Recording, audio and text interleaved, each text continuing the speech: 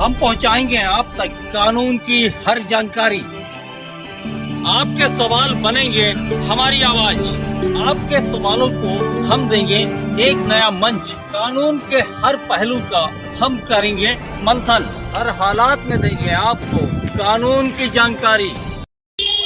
नमस्कार, स्वागत है आप सभी का advocate chamber for legal help के खास कार्यक्रम कानूनी चर्चा में। और मैं हूं आपके साथ राजीव कुमार शुक्ला। आज हम बात करेंगे लीगल नोटिस के बारे में और जानेंगे क्या होता है लीगल नोटिस, क्या होती है लीगल नोटिस भेजने की समय सीमा, क्या होते हैं लीगल नोटिस भेजने के लाभ। इन तमाम बातों पर चर्चा शुरू करने से पहले हमारे साथ मौजूद खास मेहमानों से आपका परिचय कराते हैं। हमारे साथ मौजूद हैं एडवोकेट कुमकुम शुक्ला और साथ ही मौजूद हैं उनकी जूनियर भारती वर्मा। चर्चा शुरू करने से पहले हम भारती वर्मा की तरफ रुख करते हैं और जानते हैं क्या है उनका सवाल। भारती जी, आप अपना सवाल पूछें। हम जानना चाहते हैं कि लीगल नोटिस क्या होता है। देखिए, लीगल नोटिस एक तरह की कानूनी धमकी होती है। जब विरोधी पार्टी को किसी भी प्रकार के क्लेम, चेतावनी देनी हो या फिर अपनी इच्छा अनुसार कोई शर्त मनवाने के लिए कानूनी धमकी देना हो, तब वकील के द्वारा जो दस्तावेज विरोधी पार्टी को भेजा जाता है उसे लीगल नोटिस कहते हैं। चलिए अब रुख करते हैं कुमकुम शुक्ला की ओर और जानते हैं क्या है उनका सवाल।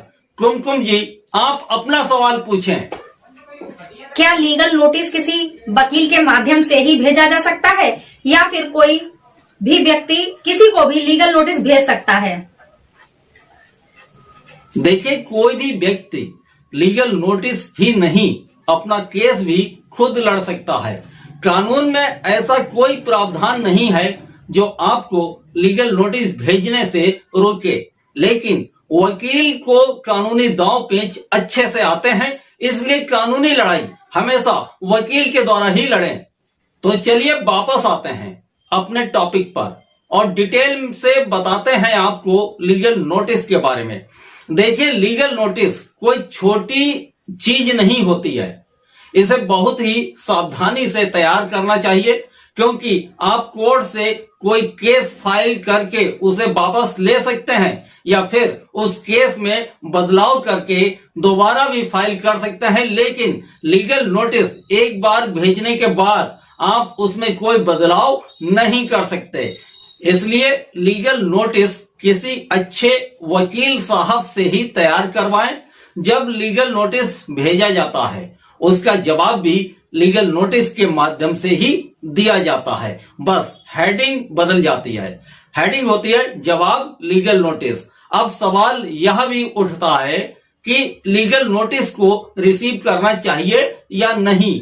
तो यह बात अपने जहन में डाल लें, कोई भी कानूनी दस्तावेज आए तो उसे रिसीव जरूर करना चाहिए, ताकि आपको पता लग सके कि आपके खिलाफ क्या कानूनी कार्रवाई चल रही है।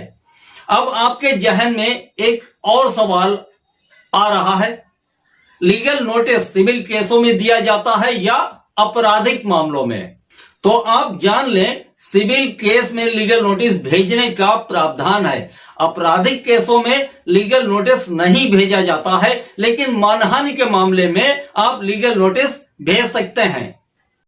अब आप सोच रहे हैं कि लीगल नोटिस भेजने से क्या लाभ होता है, तो आपको बता दें, यदि आप लीगल नोटिस भेजते हैं तो हो सकता है आपको कोर्ट और कचहरी के चक्कर ना लगाने पड़े और मामला वहीं पे सेटल हो जाए, क्योंकि ये सिविल मामले होते हैं। सिविल मामले ज्यादातर आपसी परिवार में ही होते हैं, इसलिए मेरा आपसे सुझाव है कि आप पहले लीगल नोटिस भेजें, उसके बाद यदि बात ना बने तो न्यायालय की शरण में जाएं। तो ये था कानूनी चर्चा पर हमारा खास कार्यक्रम। हम जल्द वापस आएंगे ऐसे ही किसी कानूनी चर्चा के साथ। तब तक के लिए नमस्कार।